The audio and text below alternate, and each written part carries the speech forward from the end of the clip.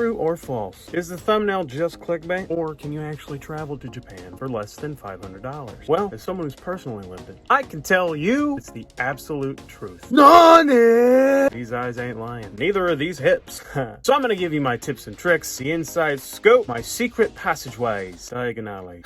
Now you too can book your first trip to Japan on the cheap today. But you gotta stick around to the end. That's where all the magic happens. Cue the title sequence! Hey, I'm Rem.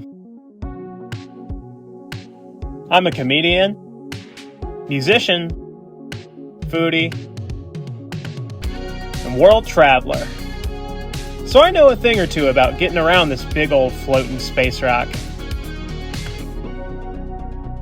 I'll teach you the ins and outs of how I find cool places, so you can too.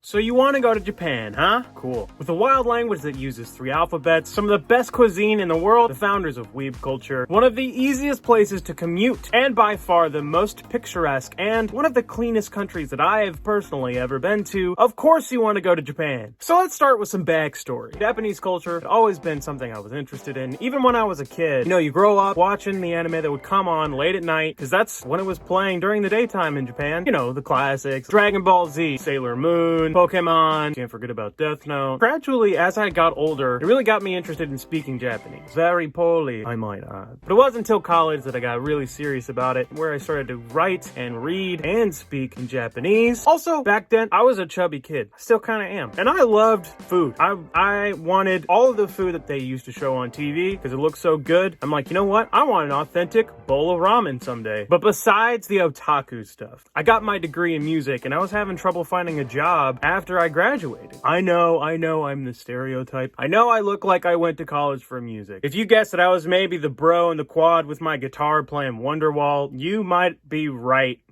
Baby! Shut up! Choogie. But seriously, after getting my degree, I was scrambling to find a job. Going for a teaching job after college is a pretty common path, so I applied all over. But music teacher positions were pretty scarce at the time. Also, I wasn't the best student, and I pissed off a lot of my college professors. That didn't help the job search either. So I decided to go a different route and applied all over the world, literally anything I could find that was some sort of teaching gig I applied for. Finally, after months of rejection, I somehow stumbled upon an ad for an eikaiwa teacher in Tokyo. If you don't know what an eikaiwa is, it's a Japanese language school where Japanese students will go to practice their English, and they hire native speaking English people to fly out there and teach in their schools. I figured, hey, I've been doing the college thing for a while. I'm burnt out. Why don't I go on an adventure, huh? So I applied, not thinking anything of it, and to my shock, after a couple of weeks, I got an email saying that my application was getting some exposure, and after months of a crazy rigorous interview process, I was finally hired on. I had to find a way to make it to Japan. I was a young kid back then. I didn't realize you could negotiate your salary and also negotiate a flight over there, but I didn't. So at the time, I had to find a way to fund my own flight. Somehow I'd gotten hired in a foreign country. How am I going to get over there? How am I going to do it cheap? Family was not on board with it. They're like, you don't even know the language that well. What are you doing with your life? You're crazy. Yeah, I'm crazy. Of course, that's why I'm going to Japan, Mom. It was a crazy time. Anyways, I was so excited to just have the opportunity to go. I was like, I'm going to find a way to make it happen. So how did I do that? How did I find a way to make it there so I could have as many bowls of ramen as possible? Well, I had to become my own travel agent. I had to be the one who was doing all the research. I was scouring the internet for articles on what I could do and how to get there, what discounts they offered, and what times. And that's what I've compiled here for you today. So if you can relate and you want to talk about it, do that in the comments so I can read them, okay? So let's get to it. Rem's travel secret number 1. You're going to want to find your flight through discounted flight apps. Wow, self-explanatory, huh? Back in my day, we used to have to walk uphill, backwards, both ways, in the snow, just to call each and every single airline individually from a payphone in the desert to compare flight prices. Well, now we don't have to do that because of these apps. There are a plethora of websites and apps out there now, and there's only a few that I trust. And the one that I went with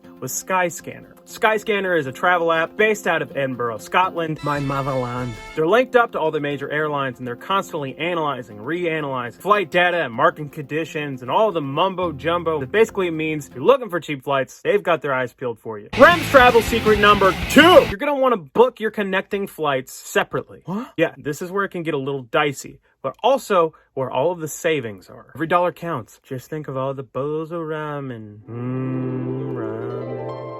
So when you're looking to finance a trip for cheap, it usually means you're going to trade off some of the convenience for your time. And that means you're not going to do a one-way trip. You're going to go the scenic route with a few connections. And I'm fine with being inconvenienced because it meant more bowls of ramen. Duh. Okay.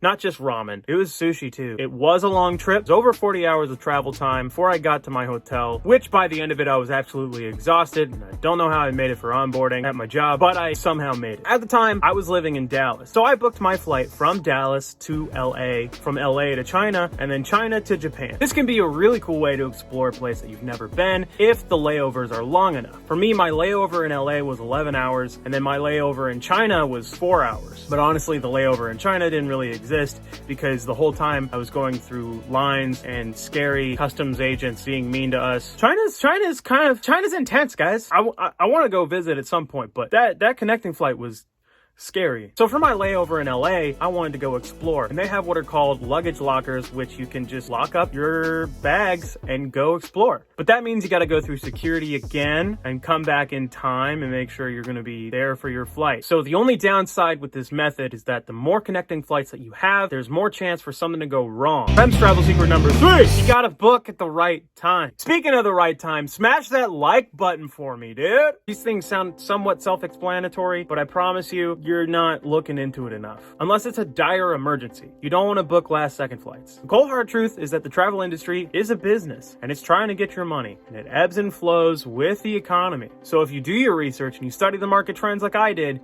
you might be surprised at how much you could save. I was getting hired on in October, and the best time, ding, ding, ding, the middle of the fall. So October, November time frame. And these prices are 20% lower than the average and peak times of the year. After that, it gets pretty pricey. So here we are in Skyscanner.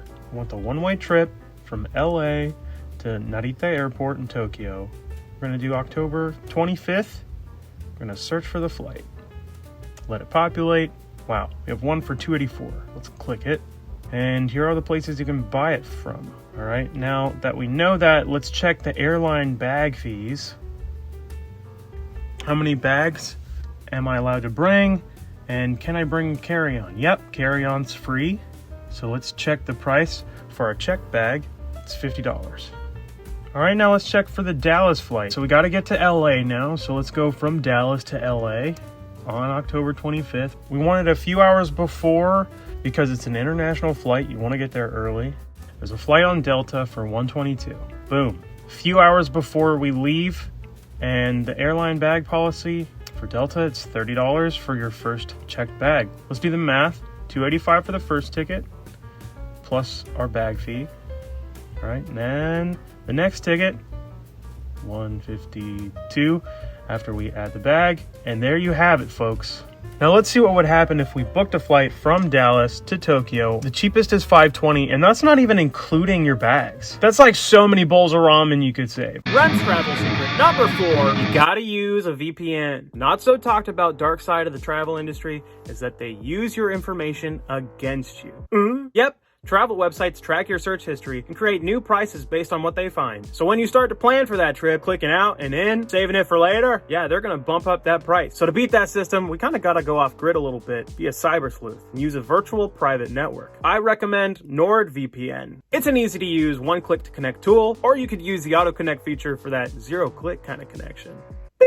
NordVPN's got over 5,400 servers in 59 countries, which allows you to find a server that's high speed or one that's more for exclusive content. That's right. Not only does it save you money when you're booking flights to cool places, but if you're done binge watching the same depression show for the 14th time, you can check out the catalog in another country, say Japan. With advanced malware protection, NordVPN is continually blocking out the haters who use web trackers to capture your information, keeping them in the dark about you, while you get to keep those sweet travel savings. One account can connect up to 6 devices, and it's confirmed by speed test to be the fastest VPN on the market. It's not only a great way to see cool stuff and connect across the globe, but it's also one of the best cybersecurity tools out there. Sign up for NordVPN today through my exclusive link where you'll get 3 months free if you sign up for a 2-year plan. And that 2-year plan, it's just a little over $3 at $309. And if you ask me, that's a pretty cheap price for all the positives. Moving on. Rem's travel secret number 5, embrace minimalism. Traveling is expensive, so how do we save on travel when all these companies are just trying to get into our pockets? You take less. Why? Well, 1, it's less stress.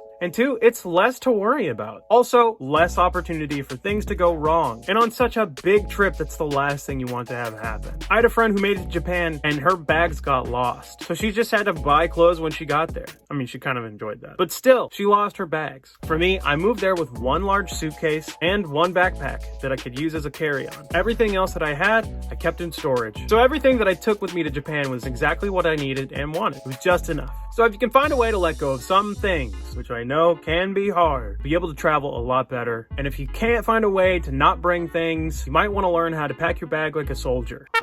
Why do I say like a soldier? Well, because they pack their duffel bags as tight as they need to for everything, got on their back, 1 bag, that's all they need. But if you do this, be very careful because some airlines have a bag weight limit. That means if you have a bag that hits over a certain weight, they're gonna charge you for it. Some of these airlines are charging up to $300 for an overweight bag. Luckily, I weighed mine before I left, and I checked the website for all the specs to make sure that I was in the clear, and I was. Also, embracing minimalism means that you're not buying a $6 cup noodle in the sky. There's no reason for that. Don't let them do that to you. Cup noodles is only 89 cents. Let's bonus secret! Now, unfortunately, because of the pandemic, Japan has closed its borders with the exception of people who have student visas, work visas, or have family in Japan.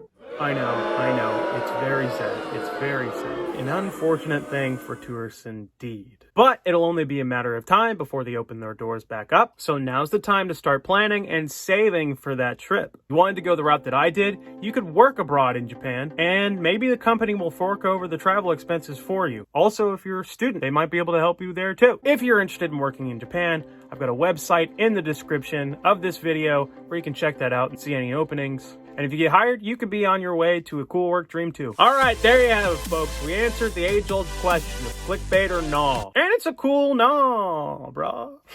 So some parting words.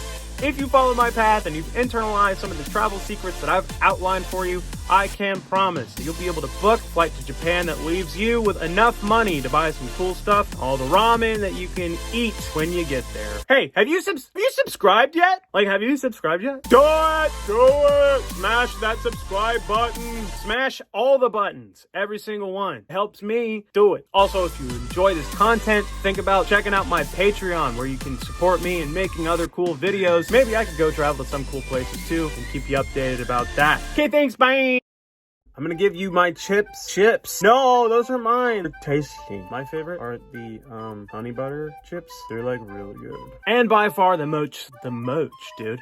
And by far the most pissed. I'm getting pissed because I can't get these f***ing lines out. Follow my path.